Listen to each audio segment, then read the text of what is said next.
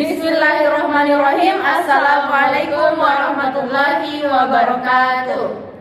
First of all, let's express our gratitude to Allah Subhanahu wa Ta'ala, the most merciful and compassionate.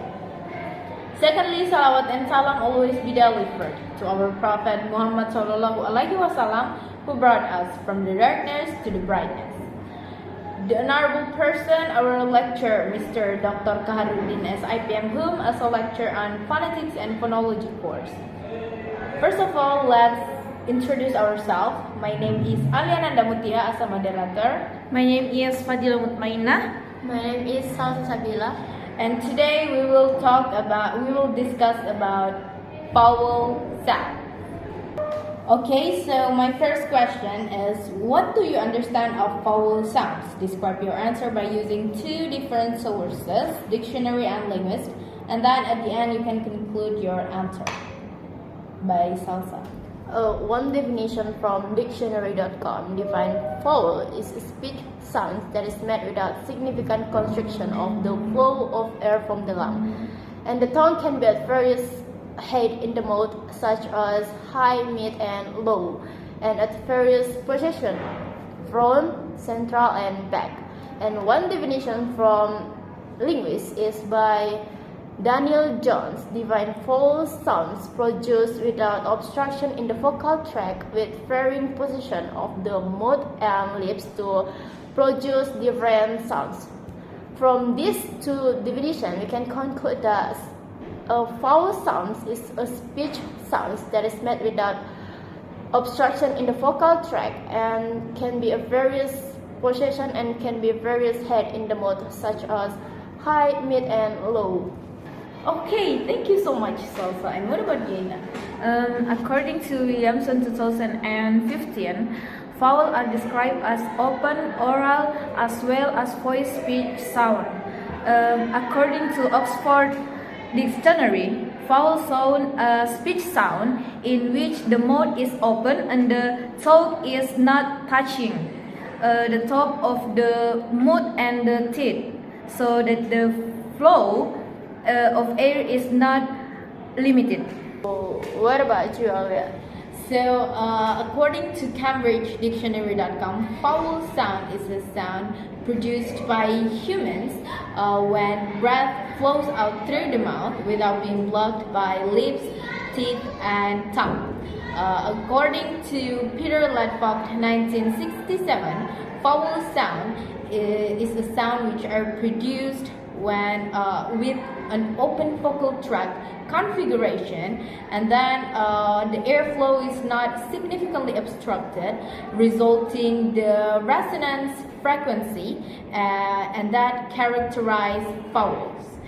So after that, I can conclude that vowel sound is a sound which are produced without resistance and causing sound vibration. Okay, thank you so much for the answer, guys.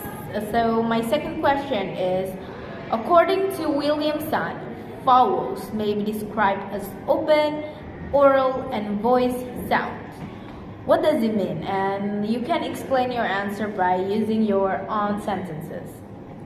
From Williamson 2015 says that vowels are clear, but only sounds that flow smoothly because there are no blockages. They are called open because the air moves freely from the lung to the mouth, and they called oral because they're made by flowing the air only through the mouth, and they called voice because they involve vibrating vocal cords. Okay, thank you. Thank you so much, Salsa. And what about you, Nanda? Open vowels are used where the tongue is positioned in the front of the mouth and the mouth is open, allowing the tongue to move freely. And oral vowels are used where the tongue is positioned in the front of the mouth and the mouth is open. And voice vowels are used where the vocal cords vibrate while producing the sound. Okay, thank you. And what about you, Alya? So, in my opinion, of that three aspects. First, open sounds. It named open sounds because there is no obstruction for the airflow through the speech organs or through the mouth. And the second is oral sounds. It's called oral sounds because vowel sounds can only produce through the mouth. And the last is voiced sounds. It's called voiced sounds because because due to the vibrate of the vocal cords that causes sound vibration. Okay, thank you so much for the answer, Salsa and Nina. And my third question is, in your opinion, are vowel sounds and vowel letter is the same? Describe your answer and you can give examples to support your answers. First, Nina. Okay, the relationship between vowel sound and vowel letters in English is complex and often involves multiple letters representing the same sound. For example, the letters O and U can also represent the same sound in different words. For example, two and two, but have the same vowel sound U. Oh, okay, thank you. And what about you, Salsa? In my opinion, vowel sounds and vowel letters are not exactly the same. Vowel sounds refer to the actual sound we make when we speaking, while vowel letters are the written symbol we use to represent those sounds. For example, as in the word cat, letters A represent sound A, but as in the word cake, the same letter A represent E in the word. That's the different vowel sounds from letter A. Okay, thank you. But for me, I think vowel sounds and vowel letter is totally different because vowel sounds is a sound which are produced without obstruction and causes a vibration in the vocal cords. But vowel letters is a letter that typically used to represent vowel sounds and many of the vowel letters that can represent two or more different vowel sounds. For example, in the vowel letter I. Vowel letter I can represent three sounds. For example, vowel sounds I, as in the word sit. Vowel letter I, as in the word find. And vowel letter E, as in the word beach. Okay, thank you so much for the answer, Salsa and Ina. So my next question is, according to Williamson G. 2015, is of the opinion that the production of vowel sound in English, both American and British, uses 5 main parameters, namely openness of the mouth, tongue elevation, position of the tongue elevation, lips shapes, and length of vocalization. Please explain your answer of these 5 parameters and you can give examples. First, openness of the mouth. What do you think, Ina? Okay, openness of the mouth. This refers to the degree of openness of the mouth during vowel production. A more open mouth allows for a greater volume of air to pass through, affecting the acoustic properties of the vowel. For example, in English, a vowel A, as in father, the mouth is relatively open, and the vowel A, as in heat, the mouth is more closed. Okay, thank you so much for the answer. And what about you, Salsa? As we know that mouth is an organ significantly influences the quality of the sound in producing a vowel sound. The quality of the sound can be different from one another due to whether they are open or closed. For example, as the native English speaker say the word look, he will produce vowel sound U. This time, we will see that the native English speaker mouth is nearly open. Besides that, when the native English speaker say the word B, he will produce a vowel sound E. This time, we will see that the native English speaker mode is nearly closed. Okay, and for me, I think openness of the mouth refers to the quality of vowel sounds that can be sounds different whether the jaw or mouth is open or closed. For example, when you want to say vowel sound A and A, you can see that if you want to say A, your openness of the mouth is not as wide as when you want to say A dan A. And also, when you want to say vowel sounds E and E, you can see that if you say E, your mouth is not completely closed but almost closed. Not same when you want to say like E. E and E. Okay, the second one is tongue elevation. What do you think, Ina, about that? Tongue elevation. This refers to the position of the tongue during vowel production. The tongue can be elevated or depressed. The change of shape of the vocal tract and effect. For example, vowel sound A, as in the word B, which is also known as a closed vowel in the perspective of the mouth opens. Okay, thank you. And what about you, Salsa? What do you think about tongue elevation? In my opinion, tongue elevation refers to the change in position of the tongue, either raising or lowering when producing vowel sounds. This can refer to the degree of closeness or distance of the tongue from the roof of the mouth when producing particular vowel sounds. For example, when producing a high vowel like E in the word C, the tongue will elevate towards the roof of the mouth. But when producing a low vowel like A in the word Kate, the tongue will lower farther away from the roof of the mouth. Oh, okay.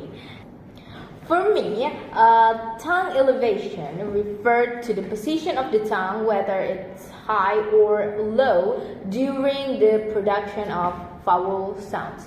And this referred to the three positions. It's high, mid, and low. For example, when your tongue position is high, you will produce a vowel sound E, as in the word tree.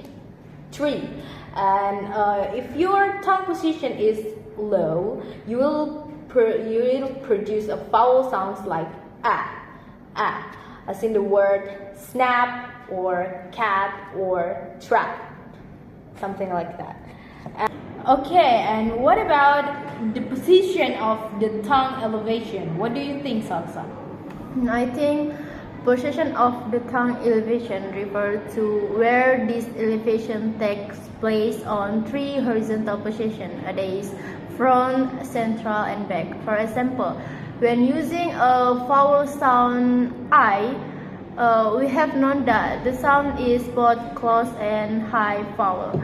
And when using a vowel sound A in the word comb, we can feel that this sound is produced by raising the back of the tongue in the direction of the soft palate. And then the example of central back is sound made to pronounce the word nurse in British English. I think, yeah. Okay, and what about you, Ina? Okay, position of the tongue elevation. This refers the specific location of the tongue elevation along the roof of the mouth. The tongue can be elevated more towards the front or back of the mouth. For example, in English, vowel A, as in beat, the tongue elevation is more anterior, and vowel U, as in boot, the tongue elevation is more posterior. Oh, okay. Okay, thank you so much for the answer. And for me, I think that the position of tongue elevation refers to the location in the mouth, which whether it's front or back, while producing a vowel sound. And this position of tongue elevation refer to the three specific locations like front, central, and back. For example, when you say vowel sounds E, as in the word seat, is front vowel sounds because your tongue is positioned on the front of the mouth. And then if you want to say like U, as in the word tooth, it's back vowel sounds because your tongue is positioned on the back of the mouth. That's it. Okay, thank you so much for the answer. And what about the next point, lips shapes? What do you think, Salsa? This investigated how the different lip shapes contribute to the production of vowel sounds. The native English speaker used two types of lip shapes when producing vowel sounds, that is, rounded and unrounded. Rounded vowels involve a forming circular opening with the lips, while unrounded vowels are made with relaxed lips. To feel the difference, you can say the word los for rounded, and you can say the word ni for the unrounded vowels. You will notice your lips is rounded when for los and unrounded for ni, I think. Okay, thank you. And Inna, what do you think?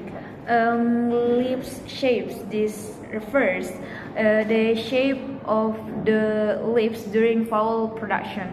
The lips can be rounded, sparse, or neutral, affecting the acoustic properties of the vowel. For example, vowel A, as in bad, lips slightly parted and slightly widened. For example, words bad, red, and sick. Okay. And for me, I think lips shapes refer to the shapes of the lips, whether it's rounded or unrounded. For example, when you say vowel sounds U, as in the word food, it's rounded, right? Like rounded, food. And if you want to say vowel sounds like A, as in the word town, your lips is unrounded because there are no rounded shape in it. Okay, I think that's it. Okay, and the last point is length of vocalization. So can you explain your explanation about this last point? Maybe first turn Idna. Okay, length of vocalization. This refers to the duration of the vowel sound. Longer vowels tend to have different acoustic properties than shorter vowels. For example, in the English word mid, the vowel E is shorter, and the word midi, where the vowel is longer. Oh, okay. And maybe Salsa? I think range of vocalization is the duration of the production of vowel sounds. This type of vowel sounds are categorized as long and shorter. For example, as a native English speaker say the word loose, the native will produce a vowel sound U, which is relatively heard longer. But when native English speakers say the word trap, the native English speaker will produce sound I, which is relatively heard shorter. I think that's it. Oh, okay. And for me, I think length of vocalization refers to the duration of the vowel sound when you produce a vowel sound. And this categorized into two durations. It's short and long. For example, when you want to say short vowel sounds, for example, in the sound E, as in the word tip or dip, it's short vowel sounds. And if you want to say long vowel sounds, you can say maybe vowel sounds E, as in the word beach, and teeth. I think that's it.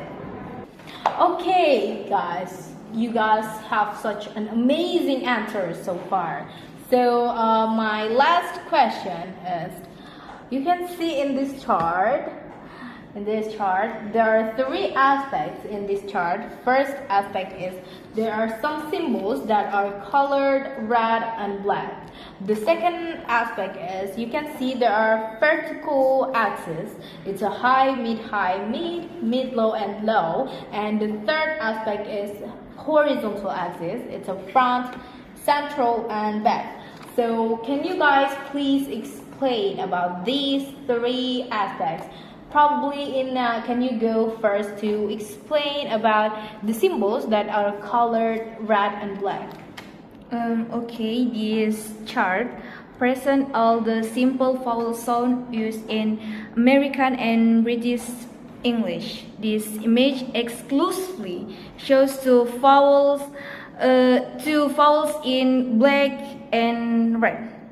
If the sound stands alone in black, it means the vowel appears in both American English and British English. On the other hand, if vowel sounds are written in black and red, it means black is American English and red is British English. Okay, thank you. I think so. And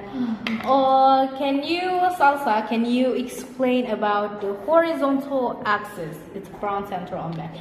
Can you explain it? Okay, as we can see that in this chart there are three horizontal positions. That is front, central, and back.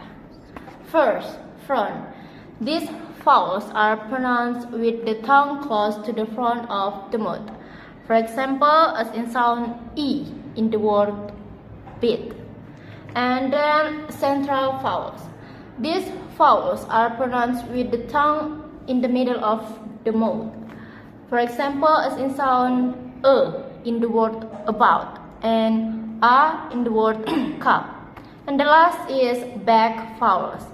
These vowels are pronounced with the tongue close to the back of the mouth. For example, as in sound U in the word boot and as in sound O in the word bone. I think that's it.